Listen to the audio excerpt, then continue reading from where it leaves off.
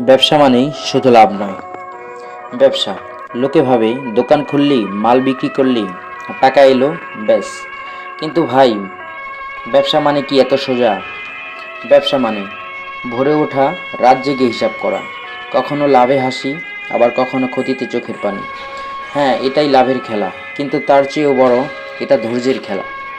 লোকে ভাবে ব্যবসায়ী মানেই ধনী, কিন্তু কেউ দেখে না সে কয়বার লোন নিয়েছে, কয়জন ক্রেতা বাকিতে নিয়েছে, আর কতজন প্রোডাক্ট ফেরত দিয়েছে।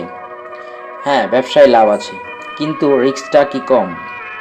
একটা ভুল ডিসিশন, একটা খারাপ প্রোডাক্ট, আর মুহূর্তেই লাখ টাকার ক্ষতি। কিন্তু ব্যবসায়ী হাল ছাড়ে না, আজ ক্ষতি কাল ঘুরে দাঁড়ায়। ও জানে হার মানেই শেষ নয়, হার মানেই শেখা। তাই যদি কখনো কোনো ব্যবসায়ীকে দেখেন চুপচাপ বসে আছে, জানবেন সে শুধু বিশ্রাম নিচ্ছে না, সে হয়তো পরে যুদ্ধের প্ল্যান করছে। চাকরি মানে নির্ধারিত আয়, আর ব্যবসা মানেই অনির্ধারিত ভবিষ্যৎ।